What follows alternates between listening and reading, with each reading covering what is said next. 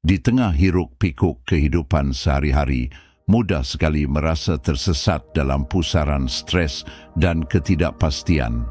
Namun, ada cara untuk menemukan ketenangan di tengah gejolak, sebuah jalan menuju kedamaian batin yang telah terbukti melampaui zaman. Bayangkan, meskipun berbagai tantangan menghadang Anda, tekanan pekerjaan, konflik pribadi, hingga rintangan yang tak terduga, Anda tetap mampu berdiri teguh, tenang, dan tak tergoyahkan. Hal ini bukan sekadar angan-angan, melainkan inti dari Stoikisme, sebuah filosofi yang mengajarkan kita untuk mengendalikan emosi dan respons demi menjalani hidup yang lebih bermakna. Hari ini, kita akan mendalami esensi Stoikisme dengan menjelajahi 10 prinsip abadi yang dapat mengubah cara Anda menghadapi naik turunnya kehidupan. Prinsip-prinsip ini bukan sekadar teori, tetapi panduan praktis yang bisa langsung Anda terapkan setiap hari untuk membangun ketangguhan dan kekuatan batin. Baik Anda sedang menghadapi hubungan yang rumit, merasa terbebani oleh tanggung jawab, atau mencari makna yang lebih mendalam, kebijaksanaan Stoikisme menawarkan wawasan dan strategi konkret untuk membantu Anda berkembang. Mari ikuti perjalanan ini untuk memahami lebih dalam ajaran-ajaran Stoik yang penuh kekuatan. Mulai dari menjaga fokus pada tujuan hidup hingga menguasai seni mengendalikan emosi, setiap prinsip adalah langkah menuju kehidupan, di mana kedamaian batin Anda tidak lagi ditentukan oleh keadaan eksternal. Pada akhir video ini, Anda akan memiliki pengetahuan dan alat untuk menciptakan ketenangan dan rasa percaya diri, apapun tantangan yang Anda hadapi. Ayo kita mulai perjalanan transformasi ini bersama dan temukan bagaimana kebijaksanaan kuno Stoikisme dapat membawa Anda menuju ketenangan batin dan kebahagiaan sejati. Jika Anda menyukai apa yang kami sajikan, dukung kami dengan menekan tombol subscribe dan pastikan Anda tidak melewatkan satu bagian pun dari video ini. Miliki tujuan hidup yang teguh. Bayangkan berlayar di lautan luas tanpa tujuan yang jelas. Anda akan terombang-ambing, sepenuhnya bergantung pada arah angin dan gelombang. Begitulah rasanya hidup tanpa tujuan yang teguh, tanpa arah dan rentan terhadap pengaruh luar. Epictetus menekankan pentingnya memiliki tujuan hidup yang jelas dan kokoh. Ia berkata, kesulitan menunjukkan karakter seseorang, dan semakin besar kesulitan, semakin besar kemuliaan dalam mengatasinya. Ini bukan sekadar renungan filosofis, melainkan sebuah ajakan untuk bertindak.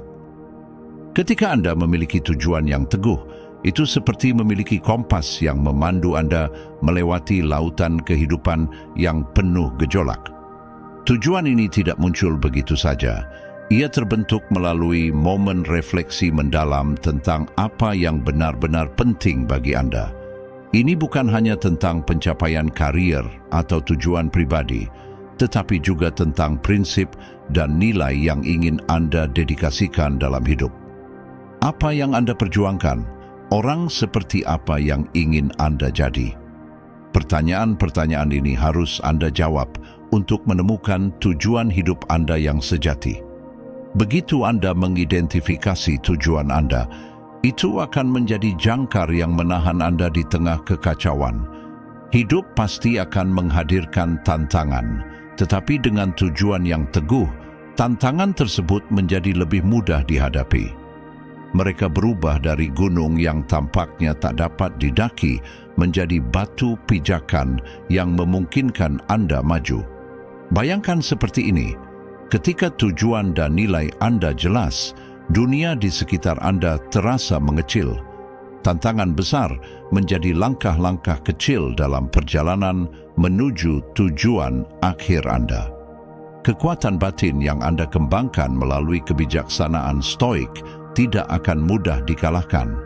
Namun, tujuan yang teguh bukanlah sesuatu yang ditemukan secara kebetulan. Ia adalah hasil dari refleksi mendalam dan jujur tentang apa yang benar-benar penting bagi Anda.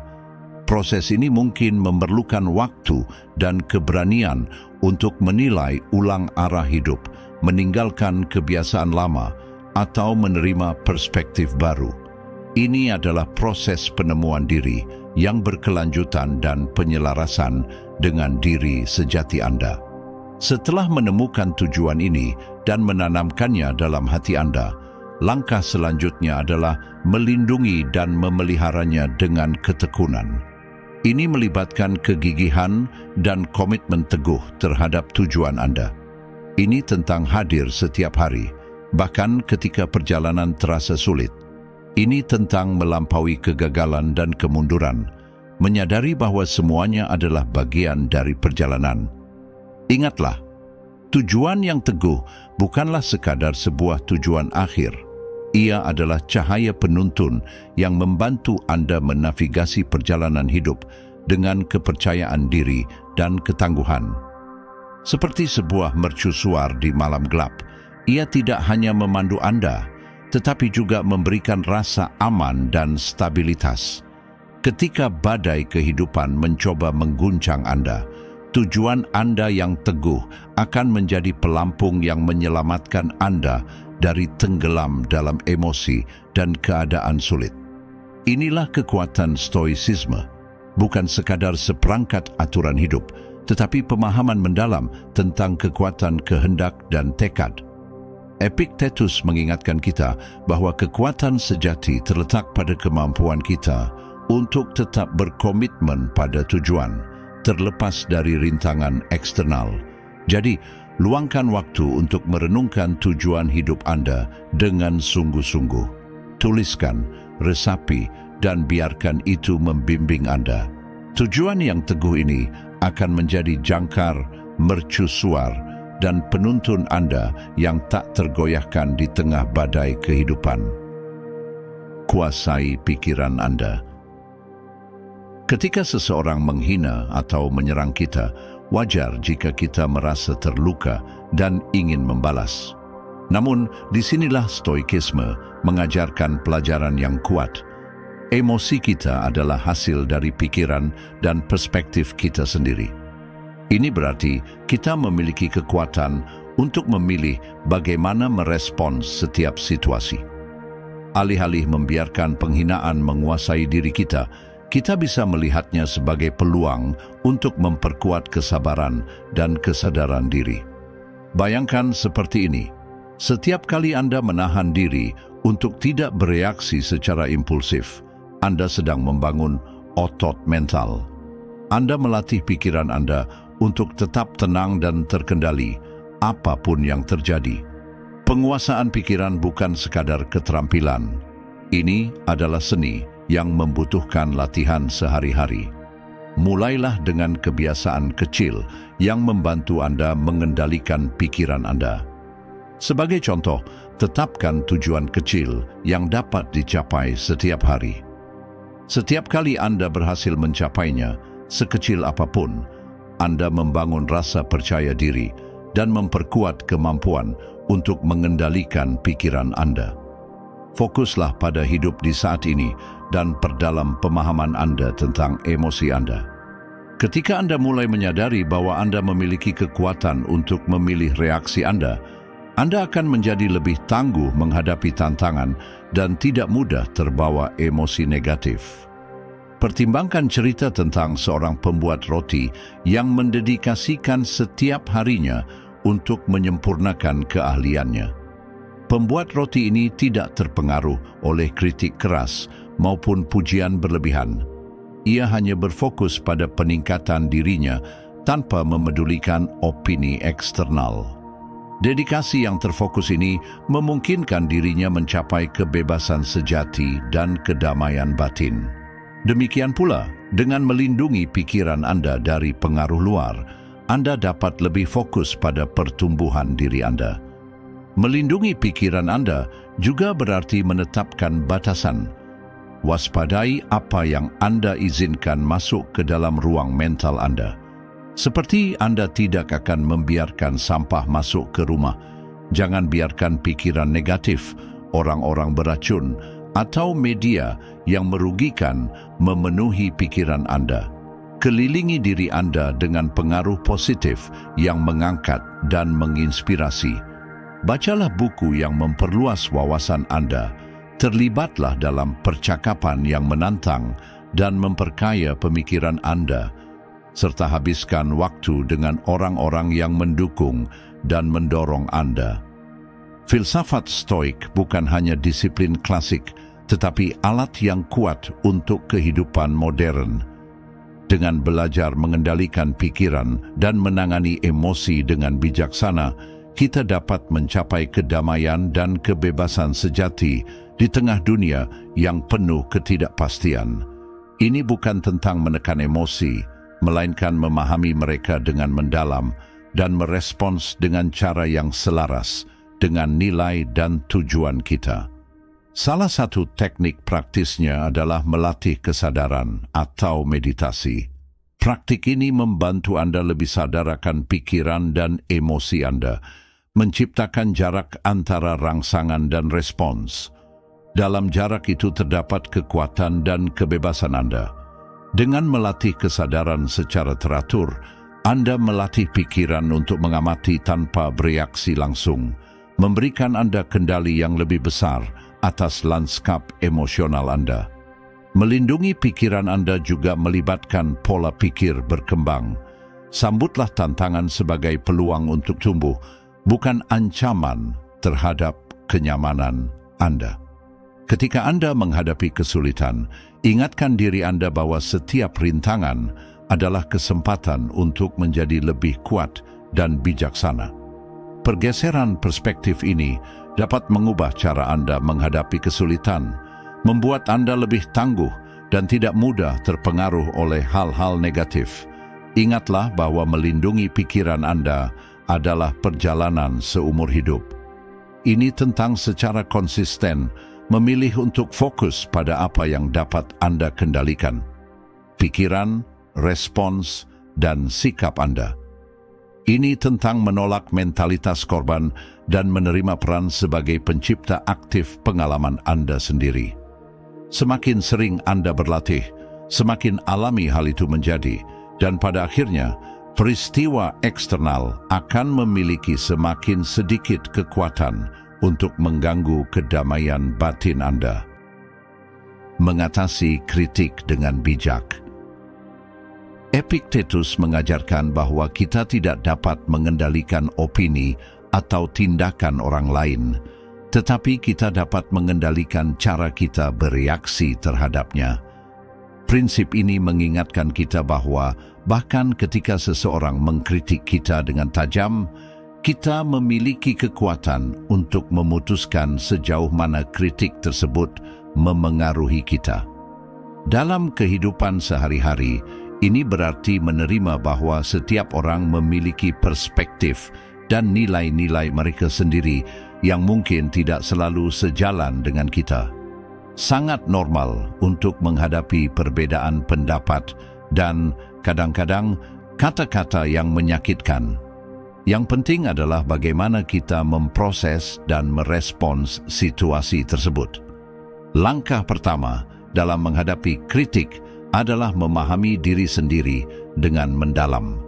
Ketika Anda memiliki pemahaman yang jelas tentang motivasi dan alasan di balik tindakan Anda, kritik dari orang lain kehilangan pengaruhnya. Jika Anda tahu bahwa Anda bertindak sesuai dengan nilai dan prinsip Anda, kata-kata negatif dari orang lain menjadi kurang berarti. Kesadaran diri ini menciptakan fondasi yang kuat yang melindungi Anda dari mudah terpengaruh oleh opini eksternal. Saat menghadapi kritik, alih-alih bereaksi secara defensif, luangkan waktu untuk berhenti sejenak dan merenung. Tanyakan pada diri sendiri apakah ada kebenaran dalam kritik tersebut. Kadang-kadang, bahkan kritik yang keras dapat mengandung wawasan berharga yang membantu kita berkembang. Ini tidak berarti Anda harus menerima semua kritik sebagai sesuatu yang valid, tetapi terbuka untuk mempertimbangkannya menunjukkan kedewasaan dan kemauan untuk belajar. Stoicisme juga mengajarkan pentingnya kesabaran dan kelembutan. Kesabaran memungkinkan kita untuk tetap tenang dan tidak bereaksi secara tergesa-gesa atau negatif terhadap kritik. Kelembutan membantu kita mempertahankan hubungan baik dengan orang lain, bahkan ketika mereka tidak setuju dengan kita atau mengkritik kita. Bayangkan kehidupan orang-orang bijak yang menghadapi penghinaan dan serangan dengan kesabaran dan kebaikan. Tetap teguh pada jalan yang mereka pilih. Dengan mempraktikkan kesabaran dan kelembutan, kita dapat menangani kritik tanpa membiarkannya mengganggu kedamaian batin kita. Mengatasi kritik juga melibatkan membangun ketahanan. Ini bukan tentang menjadi acuh tak acuh atau mengabaikan umpan balik, tetapi membangun daya tahan. Seringkali kritik mencerminkan ketidakamanan, frustrasi, atau kesalahpahaman seseorang, bukan kekurangan kita. Dengan mengenali hal ini, Anda dapat memisahkan kritik dari identitas diri Anda dan tidak membiarkannya merusak harga diri Anda. Ingatlah bahwa Anda memiliki kekuatan untuk memilih bagaimana Anda merespons. Kebebasan ini adalah inti dari filosofi Stoik. Hanya karena seseorang mengkritik Anda, tidak berarti Anda harus menerima penilaiannya sebagai kebenaran mutlak tentang karakter atau kemampuan Anda. Anda dapat memilih untuk mengambil hal yang berguna dan meninggalkan sisanya. Pendekatan selektif ini memungkinkan Anda untuk berkembang tanpa terbebani oleh negativitas. Melibatkan diri dalam dialog konstruktif juga merupakan cara yang efektif untuk menghadapi kritik. Jika kritik berasal dari seseorang yang dekat, seperti teman atau anggota keluarga, cobalah membahasnya secara terbuka. Tanyakan penjelasan dan ungkapkan perspektif Anda dengan tenang. Hal ini tidak hanya membantu menyelesaikan kesalahpahaman, tetapi juga memperkuat hubungan Anda melalui komunikasi yang terbuka dan saling menghormati. Menangani kritik secara efektif juga dapat menginspirasi orang lain. Ketika orang melihat Anda merespons kritik dengan anggun, tenang, dan mau belajar, mereka cenderung mengagumi kekuatan Anda dan mengikuti contoh Anda. Anda menjadi teladan ketahanan dan kecerdasan emosional, mewujudkan prinsip-prinsip Stoik dalam kehidupan sehari-hari. Epictetus mengingatkan kita bahwa yang menakutkan dan membuat kita putus asa bukanlah peristiwa itu sendiri, melainkan bagaimana kita memandangnya. Ketika seseorang mengkritik Anda, kata-kata mereka bukanlah yang melukai Anda, tetapi persepsi dan reaksi Anda terhadap kata-kata itu. Dengan memahami prinsip ini, Anda dapat membebaskan diri dari dampak kritik dan menjaga kedamaian batin Anda. Mengubah rasa tersinggung menjadi kekuatan. Epictetus mengajarkan bahwa yang membuat kita takut dan terganggu bukanlah peristiwa itu sendiri, melainkan cara kita memikirkannya. Ini berarti ketika seseorang menyinggung Anda, yang melukai Anda bukanlah kata-kata atau tindakan mereka, tetapi bagaimana Anda memandang dan bereaksi terhadapnya. Dalam hal ini, kekuatan sejati ada di tangan Anda. Anda yang menentukan sejauh mana suatu penghinaan akan memengaruhi Anda. Mengubah rasa tersinggung bukan berarti menyangkal emosi Anda. Sangat wajar untuk merasa sakit hati atau marah ketika Anda tersinggung. Namun, Stoicisme mengajarkan kita untuk mengakui emosi ini tanpa membiarkannya mengendalikan diri kita. Ini tentang menciptakan jarak antara rangsangan dan respons kita. Di ruang itu terletak kekuatan kita untuk memilih respons yang selaras dengan nilai-nilai dan tujuan jangka panjang kita. Salah satu cara praktis untuk mengubah rasa tersinggung adalah melalui reframing kognitif. Ketika Anda merasa tersinggung, cobalah melihat situasi dari sudut pandang yang berbeda. Alih-alih terfokus pada hal-hal negatif, tanyakan pada diri Anda, apa yang bisa saya pelajari dari pengalaman ini? Ini tidak berarti Anda harus setuju dengan orang yang menyinggung Anda, tetapi dengan pendekatan ini, Anda dapat menemukan pelajaran yang berharga dan tumbuh dari pengalaman tersebut. Sebagai contoh, jika seorang teman mengkritik pilihan gaya hidup Anda, daripada merasa marah atau terluka, pertimbangkan apakah ada kebenaran dalam kritik mereka. Atau gunakan itu sebagai kesempatan untuk menegaskan kembali komitmen Anda pada nilai-nilai dan prinsip Anda. Stoicisme juga menekankan pentingnya empati. Ketika seseorang menyinggung Anda, cobalah menempatkan diri Anda pada posisi mereka. Apa yang mungkin mereka alami hingga bertindak seperti itu? Perspektif ini dapat membantu Anda merespons dengan kasih sayang daripada kemarahan. Ini bukan tentang membenarkan perilaku buruk, tetapi memahami kondisi manusia dan menyadari bahwa semua orang memiliki perjuangan masing-masing. Teknik lain yang sangat kuat adalah memaafkan. Memendam rasa tersinggung dan dendam hanya akan merugikan diri Anda sendiri. Ini seperti meminum racun dan berharap orang lain yang menderita. Dengan memilih untuk memaafkan, Anda membebaskan diri dari beban emosi negatif. Memaafkan bukan berarti menyetujui tindakan yang menyakitkan, tetapi melepaskan pengaruhnya terhadap Anda. Ini adalah hadiah yang Anda berikan pada diri sendiri, memungkinkan Anda untuk maju dengan kedamaian dan kejelasan. Filosofi Stoik juga mengajarkan bahwa kekuatan sejati terletak pada kemampuan untuk menghadapi dan mengatasi kesulitan, bukan menghindarinya.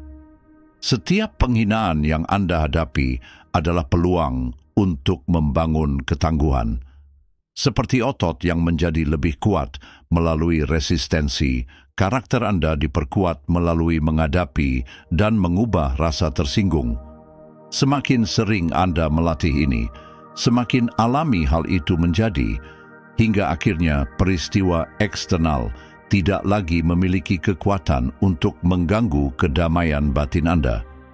Ingatlah bahwa mengubah rasa tersinggung adalah sebuah praktik. Ini bukan sesuatu yang dapat Anda sempurnakan dalam semalam. Dibutuhkan kesabaran, kesadaran diri, dan komitmen untuk pertumbuhan pribadi. Setiap kali Anda memilih untuk mengubah rasa tersinggung menjadi sesuatu yang konstruktif, Anda memperkuat kebiasaan positif dan membuatnya lebih mudah untuk merespons secara bijaksana di masa depan. Epictetus mengajarkan kebenaran yang mendalam. Kita adalah yang memberikan makna pada peristiwa, sehingga menciptakan rasa takut atau malu dalam jiwa kita. Dengan memahami ini, kita dapat mulai mengubah cara kita memandang dan merespons rasa tersinggung, membangun ketenangan batin yang tidak tergoyahkan.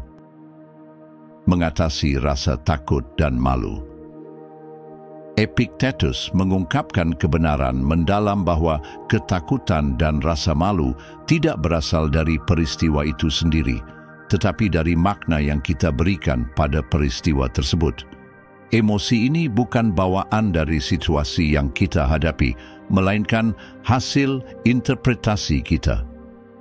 Begitu kita memahami hal ini, kita dapat mulai mengubah cara pandang kita terhadap ketakutan dan rasa malu.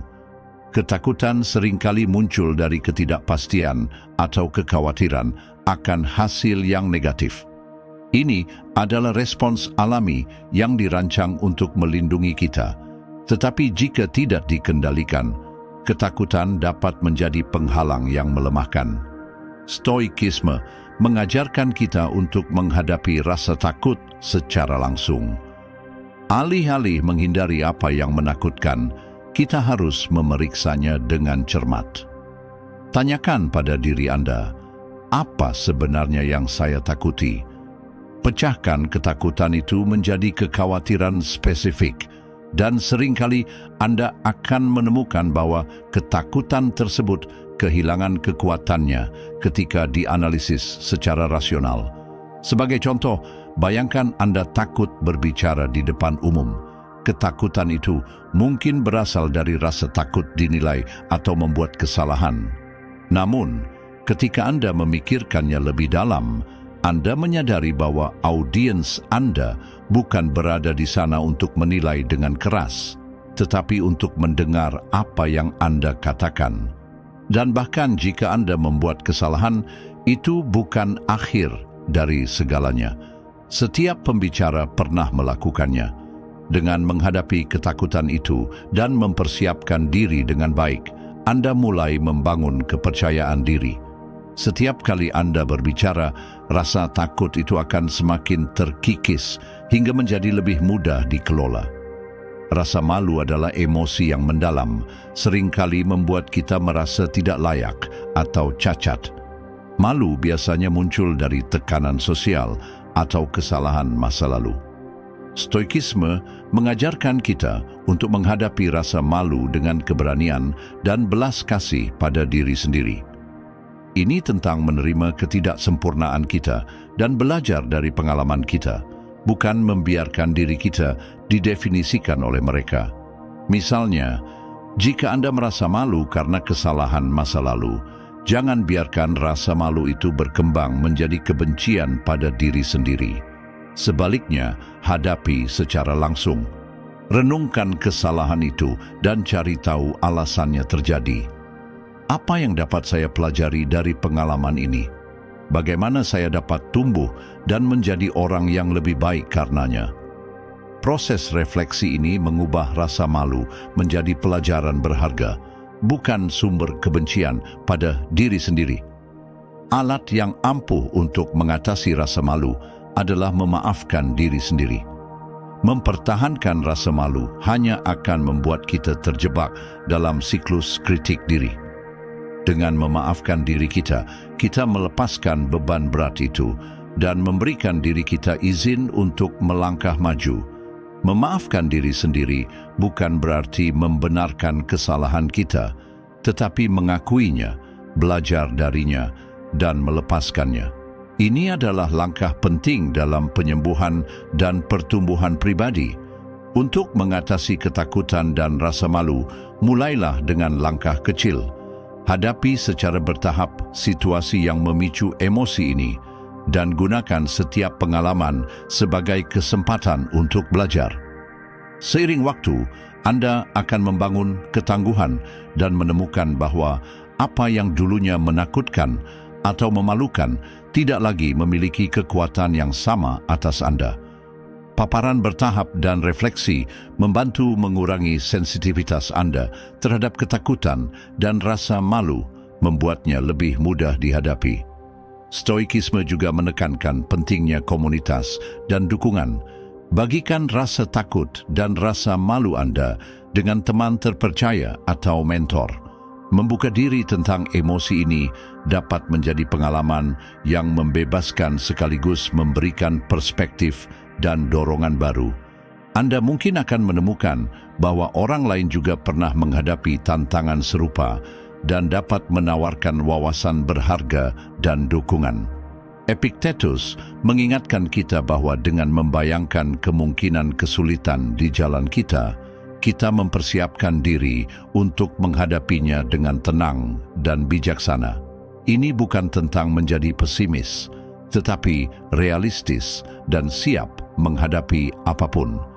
Ketika Anda mengantisipasi hambatan, Anda tidak terkejut saat mereka muncul. Sebaliknya, Anda sudah mempertimbangkan solusi potensial dan cara mengelola reaksi Anda. Melalui keberanian untuk menghadapi ketakutan dan rasa malu, serta refleksi yang terus-menerus, Anda membangun ketangguhan dan menemukan kebebasan dari belenggu emosi negatif ini. Setiap langkah menuju pemahaman diri yang lebih dalam adalah langkah menuju kedamaian batin yang tak tergoyahkan. Antisipasi hambatan.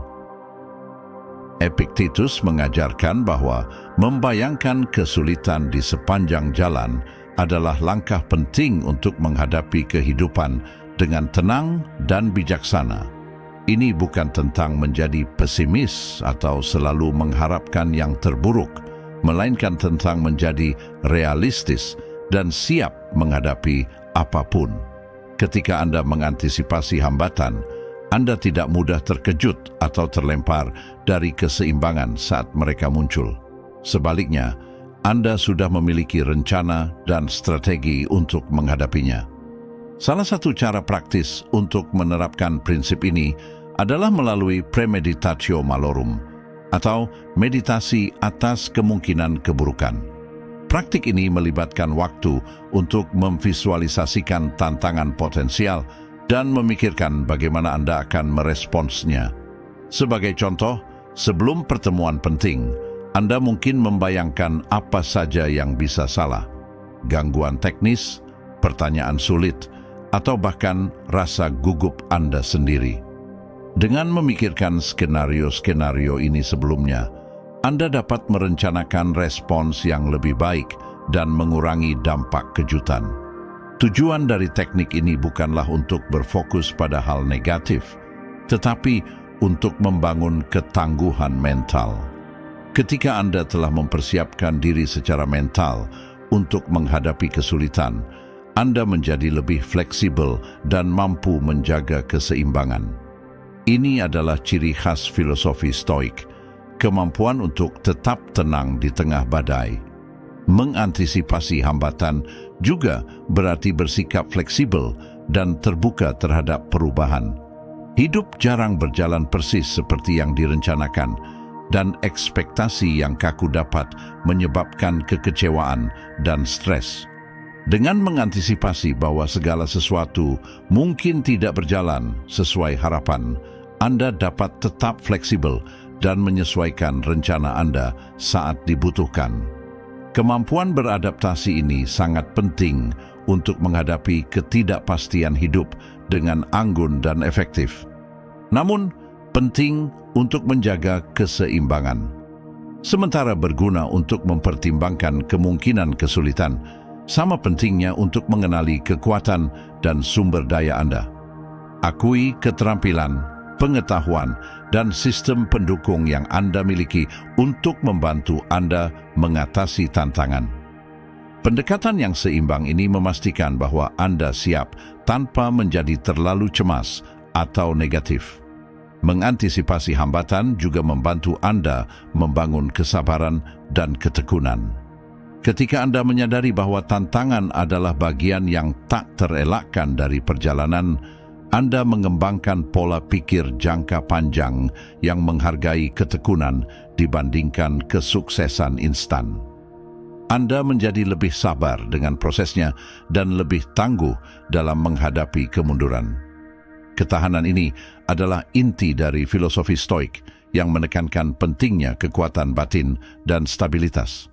Refleksi rutin juga dapat meningkatkan kemampuan Anda untuk mengantisipasi hambatan. Luangkan waktu untuk meninjau pengalaman masa lalu dan mengidentifikasi pola. Hambatan apa yang telah Anda hadapi dan bagaimana Anda mengatasinya?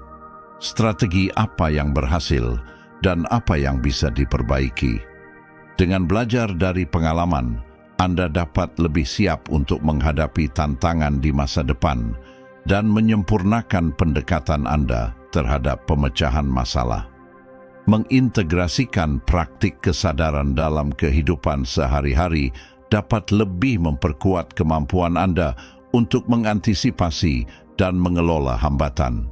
Kesadaran membantu Anda tetap hadir dan sadar, memungkinkan Anda mengenali potensi tantangan lebih awal dan merespons dengan bijaksana. Ini meningkatkan regulasi emosi Anda, memastikan Anda tetap tenang dan terpusat bahkan dalam situasi yang penuh tekanan. Epictetus mengingatkan kita, bukan apa yang terjadi pada Anda, tetapi bagaimana Anda bereaksi terhadapnya yang penting.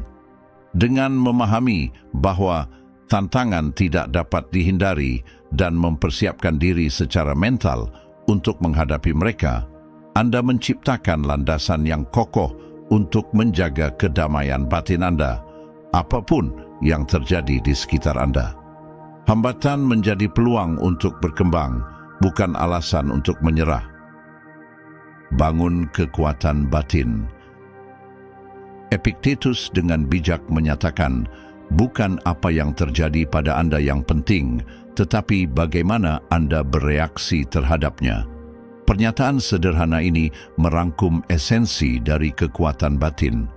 Kekuatan sejati tidak terletak pada mengubah keadaan eksternal, melainkan pada kemampuan untuk mengendalikan respons internal kita terhadapnya.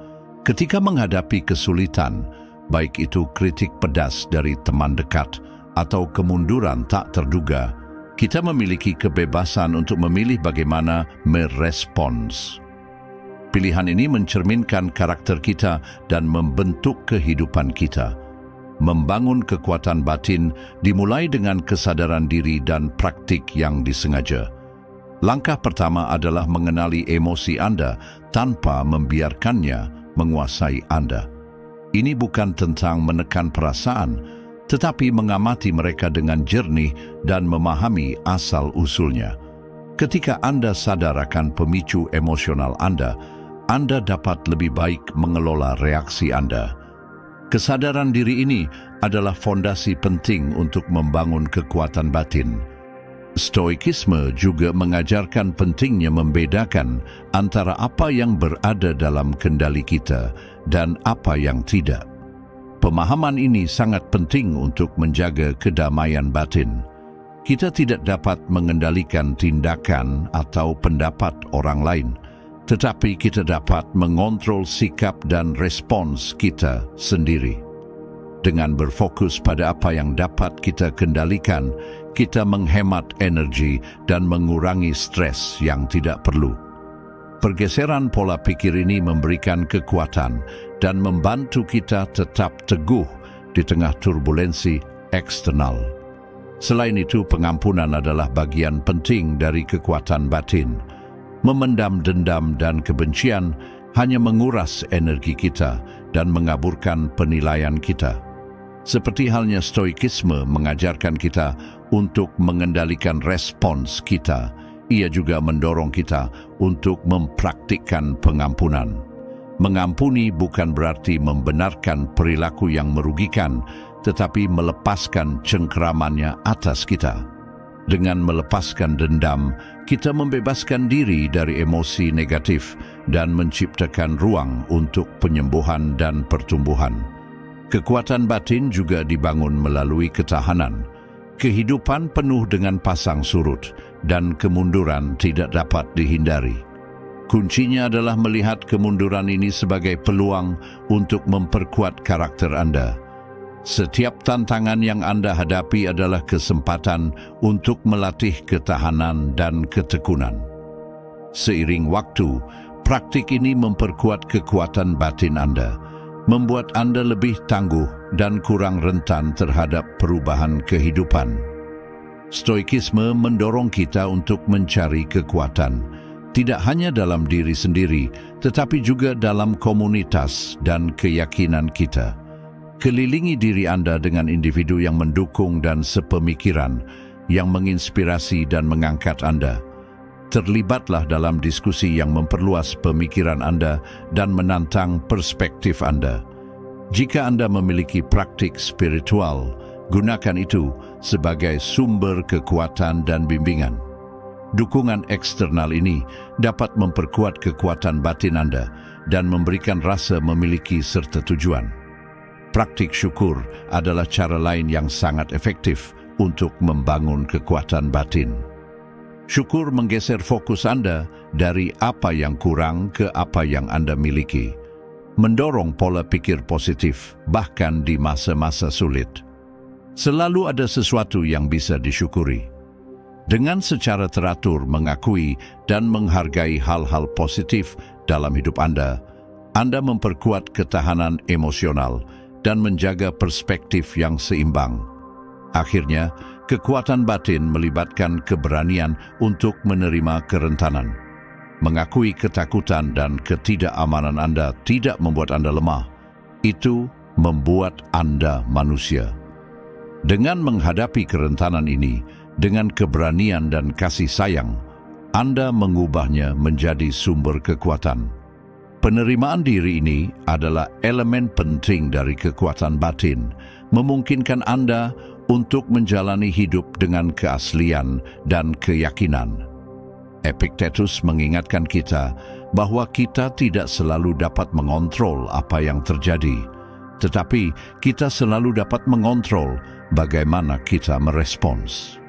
Dengan membangun kekuatan batin, Anda menciptakan fondasi ketenangan yang tidak tergoyahkan, apapun tantangan yang datang dalam hidup Anda.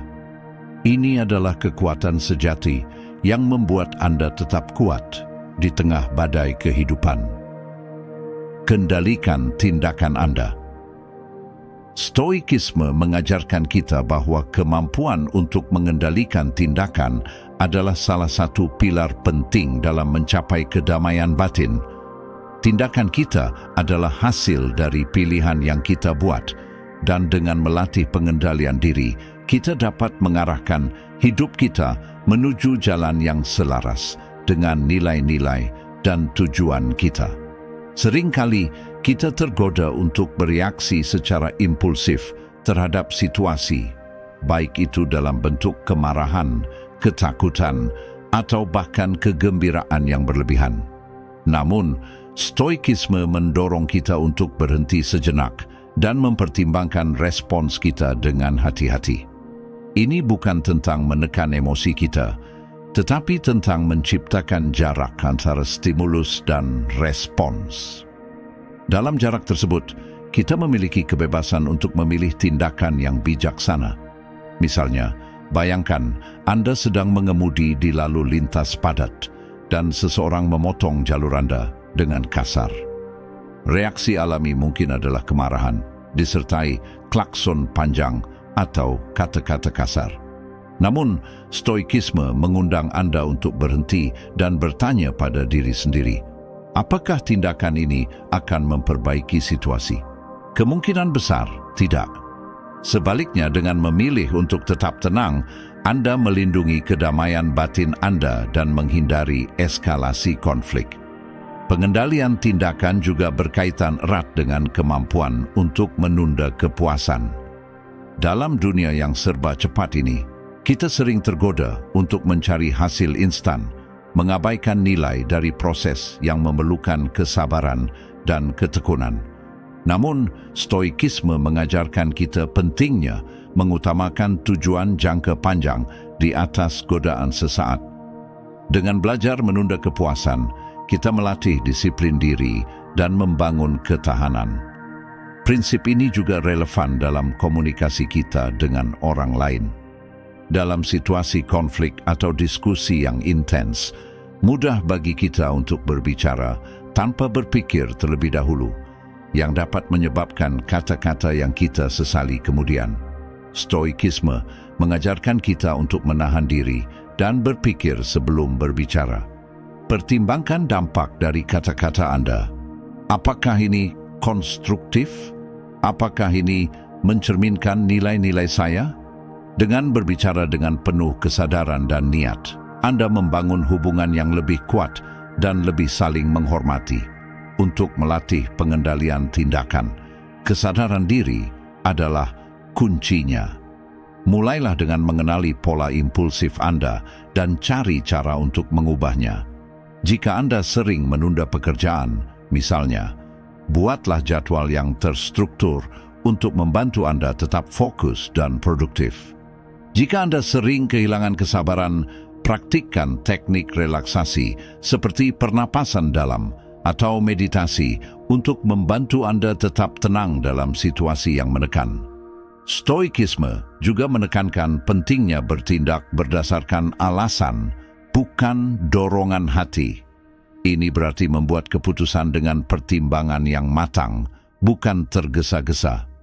Ketika dihadapkan pada keputusan besar, luangkan waktu untuk mengumpulkan informasi, menimbang pro dan kontra, dan memastikan bahwa keputusan Anda selaras dengan nilai dan tujuan Anda.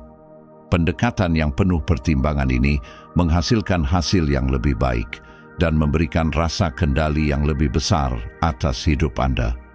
Namun pengendalian tindakan bukan berarti menjadi pasif atau menghindari tindakan sama sekali. Sebaliknya, ini tentang bertindak dengan kesengajaan dan tujuan. Ini adalah pemahaman bahwa setiap tindakan memiliki konsekuensi, dan sebagai individu yang bertanggung jawab, kita harus berhati-hati dalam memilih tindakan kita. Dengan melatih pengendalian diri, kita menjadi lebih efektif dalam mencapai tujuan kita dan menjaga kedamaian batin kita. Refleksi harian dapat membantu Anda meningkatkan kemampuan untuk mengendalikan tindakan. Luangkan waktu setiap hari untuk meninjau perilaku Anda dan merenungkan di mana Anda bisa lebih menahan diri. Apa yang memicu impuls Anda? Bagaimana Anda bisa merespons secara berbeda di masa depan? Latihan introspeksi ini membantu membangun kesadaran diri yang lebih besar dan memperkuat komitmen Anda untuk bertindak dengan niat. Akhirnya, dengan menahan diri dari reaksi impulsif dan memilih tindakan yang bijaksana, Anda tidak hanya melindungi kedamaian batin Anda, tetapi juga meningkatkan hubungan Anda dengan orang lain dan memperkuat integritas pribadi Anda. Pengendalian tindakan adalah keterampilan yang, dengan latihan, akan membawa Anda pada kehidupan yang lebih seimbang dan penuh makna. Latih penerimaan. Penerimaan adalah langkah pertama menuju tindakan yang efektif. Ketika kita menolak kenyataan, kita membuang-buang energi dan menciptakan penderitaan yang tidak perlu. Namun, dengan menerima keadaan sebagaimana adanya, kita dapat mengalihkan fokus kita pada apa yang bisa dilakukan untuk maju. Bayangkan Anda kehilangan pekerjaan. Wajar untuk merasa sedih, kecewa, atau khawatir tentang masa depan. Tetapi jika Anda terus-menerus menolak kenyataan itu dengan bertanya-tanya, mengapa ini terjadi pada saya? Atau menyalahkan keadaan, Anda hanya akan memperburuk rasa sakit Anda.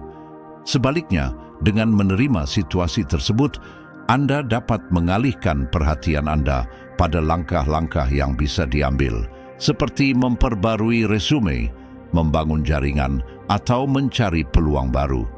Sikap proaktif ini membantu Anda menghadapi tantangan lebih efektif dan mengurangi beban emosionalnya. Salah satu cara praktis untuk melatih penerimaan adalah melalui kesadaran penuh, mindfulness, dan meditasi. Praktik ini membantu Anda tetap hadir dan sadar, memungkinkan Anda mengamati pikiran dan emosi tanpa menghakimi. Dengan berlatih mindfulness secara teratur, Anda mengembangkan kemampuan untuk menerima setiap momen sebagaimana adanya, dengan segala ketidaksempurnaan dan ketidakpastiannya. Penerimaan ini menciptakan dasar untuk kedamaian batin dan ketahanan. Namun, penting untuk memahami bahwa penerimaan tidak sama dengan menyerah. Ini bukan tentang pasrah tanpa usaha, melainkan tentang menemukan kekuatan dalam menghadapi kesulitan. Setiap peristiwa, tidak peduli seberapa sulitnya, membawa peluang untuk tumbuh dan belajar. Ketika menghadapi tantangan, tanyakan pada diri Anda, apa yang bisa saya pelajari dari ini? Bagaimana pengalaman ini bisa membuat saya lebih kuat?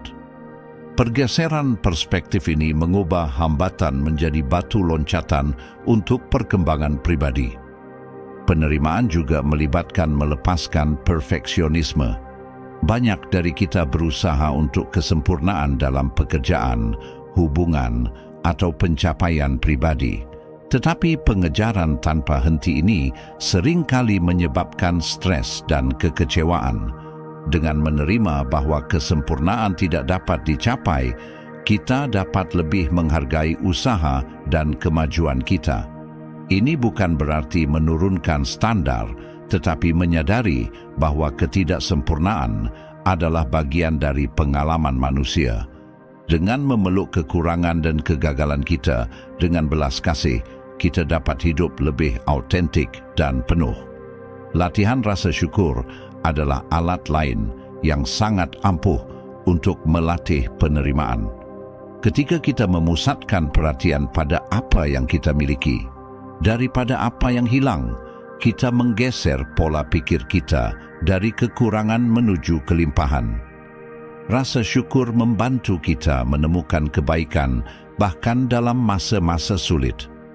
Dengan berlatih rasa syukur secara teratur, kita memperkuat pandangan positif dan kemampuan untuk menerima kehidupan sebagaimana adanya. Penerimaan juga sangat penting dalam hubungan kita dengan orang lain. Kita seringkali memiliki harapan tertentu tentang bagaimana orang lain seharusnya bertindak, yang menyebabkan frustrasi ketika mereka tidak memenuhinya. Dengan menerima orang lain apa adanya, dengan kekuatan dan kelemahannya, kita dapat menciptakan hubungan yang lebih harmonis dan memuaskan. Ini bukan berarti mentoleransi perilaku yang merugikan, tetapi memahami bahwa setiap orang memiliki perjalanan dan tantangan masing-masing. Dengan mempraktikkan empati dan belas kasih, kita membuka ruang untuk koneksi yang tulus dan saling tumbuh. Epictetus dan filsuf Stoik lainnya menekankan bahwa hidup selaras dengan alam berarti menerima aliran kehidupan dengan segala siklusnya. Ketika kita menerima perubahan yang tak terhindarkan dalam hidup, kita melepaskan kebutuhan untuk mengendalikan setiap hasil dan belajar untuk mempercayai prosesnya. Penerimaan ini bukan kelemahan, melainkan kekuatan yang memungkinkan kita untuk maju dengan kejelasan dan tujuan.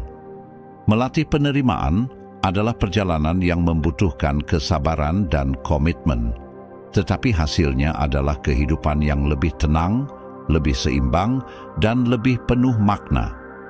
Dengan menerima kehidupan sebagaimana adanya, kita tidak hanya menemukan kedamaian batin, tetapi juga membuka diri terhadap peluang untuk pertumbuhan dan kebahagiaan sejati. Hidup selaras dengan alam. Epictetus dan para filsuf Stoik lainnya mengajarkan bahwa hidup sesuai dengan alam berarti memahami tempat kita di dunia dan bertindak selaras dengan sifat rasional dan sosial kita. Pada intinya, prinsip ini adalah tentang menjalani kehidupan yang autentik dan harmonis dengan alam semesta. Hidup selaras dengan alam dimulai dengan kesadaran diri. Ini melibatkan pemahaman yang mendalam tentang siapa kita sebenarnya dan apa yang menjadi sifat sejati kita. Proses ini memerlukan refleksi dan introspeksi yang jujur terhadap nilai-nilai, kekuatan, dan tujuan kita. Dengan memahami kecenderungan alami dan kecintaan kita, kita dapat membuat pilihan yang sesuai dengan diri kita yang sejati, daripada hanya mengikuti ekspektasi sosial atau tekanan eksternal. Prinsip ini juga berarti menerima dan menghormati siklus alami kehidupan. Seperti halnya musim yang terus berubah, kehidupan kita juga melalui berbagai fase: pertumbuhan, kestabilan, penurunan, dan pembaruan. Dengan menerima bahwa perubahan adalah bagian alami dari kehidupan, kita dapat menavigasi transisi ini dengan lebih mudah dan penuh kebijaksanaan. Hidup sesuai dengan alam juga melibatkan pengembangan kebajikan, seperti kebijaksanaan, keberanian, keadilan, dan pengendalian diri. Kebajikan-kebajikan ini berfungsi sebagai panduan dalam menghadapi tantangan dan membantu kita membuat keputusan yang etis. Kebijaksanaan memungkinkan kita untuk melihat hal-hal dengan jelas dan membuat pilihan yang bijaksana. Keberanian memberi kita kekuatan untuk menghadapi kesulitan. Keadilan memastikan kita bertindak dengan adil dan terhormat dalam hubungan kita. Pengendalian diri membantu kita menjaga keseimbangan dan menghindari kelebihan. Dengan mengembangkan kebajikan ini, kita menyelaraskan tindakan kita dengan sifat rasional kita. Selain itu, hidup sesuai dengan alam berarti hidup dalam harmoni dengan orang lain. Sebagai makhluk sosial, kita secara alami terhubung dengan orang-orang di sekitar kita. Mengakui saling ketergantungan ini berarti berkontribusi pada kesejahteraan komunitas kita. Ini melibatkan praktik empati, belas kasih, dan kerjasama. Ketika kita membantu orang lain dan membangun hubungan positif, kita memenuhi sifat sosial kita dan menciptakan lingkungan yang lebih harmonis dan mendukung. Prinsip ini juga mengajarkan kita untuk merangkul kesederhanaan dan berfokus pada apa yang benar-benar penting. Dalam dunia yang penuh dengan distraksi dan godaan materialistik, mudah untuk kehilangan prioritas sejati kita. Stoikisme mendorong kita untuk menghapus hal-hal yang berlebihan dan memusatkan perhatian pada nilai inti dan kebutuhan mendasar kita. Ini bisa berarti menyederhanakan gaya hidup kita, memprioritaskan hubungan yang bermakna, dan meluangkan waktu untuk pertumbuhan pribadi serta perawatan diri. Dengan cara ini, kita menciptakan ruang untuk hal-hal yang benar-benar membawa kebahagiaan dan kepuasan. Selain itu, Stoikisme menekankan pentingnya rasa syukur dan penerimaan dalam hidup selaras dengan alam. Dengan menerima aliran alami kehidupan, kita belajar untuk melepaskan kebutuhan untuk mengendalikan setiap hasil dan menemukan kedamaian dalam prosesnya. Rasa syukur membantu kita menghargai kelimpahan yang sudah ada dalam hidup kita, sementara penerimaan mengajarkan kita untuk tidak melawan arus kehidupan, melainkan mengalir bersamanya. Hidup sesuai dengan alam juga mencakup tanggung jawab terhadap lingkungan. Sebagai bagian dari dunia alami, kita memiliki kewajiban untuk menjaga planet ini dan melindungi sumber dayanya. Ini melibatkan pilihan-pilihan berkelanjutan, pengurangan limbah, dan penghormatan terhadap keseimbangan ekosistem. Dengan hidup secara sadar terhadap lingkungan, kita menghormati hubungan kita dengan alam dan berkontribusi pada kesejahteraan generasi mendatang. Praktik mindfulness dapat memperkuat kemampuan kita untuk hidup selaras dengan alam. Dengan mindfulness, kita tetap hadir dan sadar, memungkinkan kita membuat keputusan yang disengaja dan selaras dengan nilai-nilai sejati kita. Apakah melalui meditasi, pernapasan dalam, atau pengamatan yang penuh perhatian, praktik-praktik ini membantu kita terhubung dengan sifat batin kita dan dunia di sekitar kita. Mindfulness mengingatkan kita untuk melambat, merenung, dan bertindak dengan tujuan. Pada akhirnya, hidup selaras dengan alam adalah tentang menerima tempat kita di alam semesta, menghormati hubungan kita dengan dunia dan sesama, serta bertindak dengan kebijaksanaan, keberanian, dan kasih. Dengan menginternalisasi prinsip ini, kita tidak hanya menemukan kedamaian batin, tetapi juga menciptakan kehidupan yang seimbang, autentik, dan bermakna.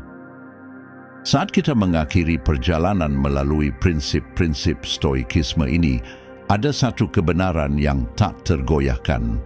Kekuatan sejati tidak terletak pada kemampuan untuk mengontrol dunia di sekitar Anda, tetapi pada kemampuan untuk menguasai pikiran, emosi, dan tindakan Anda sendiri.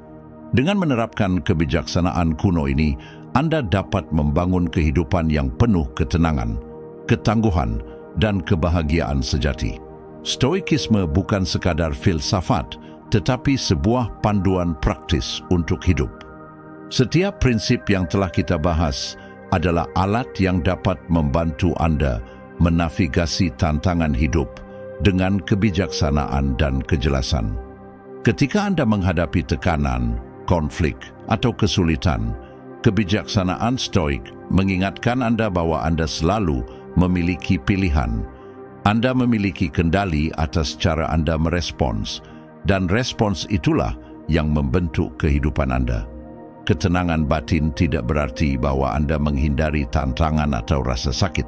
Sebaliknya, itu berarti Anda menerima bahwa kesulitan adalah bagian alami dari hidup dan memilih untuk menghadapi mereka dengan keberanian dan kebijaksanaan. Dengan melatih prinsip-prinsip ini, Anda menciptakan fondasi yang kokoh untuk menghadapi badai kehidupan tanpa kehilangan keseimbangan Anda. Epictetus mengingatkan kita bahwa kita tidak dapat mengontrol peristiwa, tetapi kita dapat mengontrol bagaimana kita bereaksi terhadapnya. Ini adalah inti dari stoikisme, pengakuan bahwa kekuatan sejati berasal dari dalam diri kita. Dengan menguasai pikiran dan tindakan Anda dapat mencapai kebebasan sejati terlepas dari apa yang terjadi di luar. Sekaranglah waktunya bagi Anda untuk mempraktikkan apa yang telah Anda pelajari. Refleksikan setiap prinsip, tanamkan dalam hati Anda, dan gunakan sebagai panduan dalam setiap keputusan dan tindakan Anda. Dengan langkah-langkah kecil namun konsisten, Anda dapat mengubah cara Anda melihat dunia dan menemukan kedamaian yang tak tergoyahkan. Terima kasih telah menjadi bagian dari perjalanan ini. Jika Anda merasa video ini bermanfaat, jangan ragu untuk menjelajahi video lainnya yang kami rekomendasikan. Tetap kuat, tetap teguh, dan teruskan perjalanan Anda menuju kebijaksanaan dan kesejahteraan sejati. Ingatlah, kekuatan sejati selalu ada di dalam diri Anda.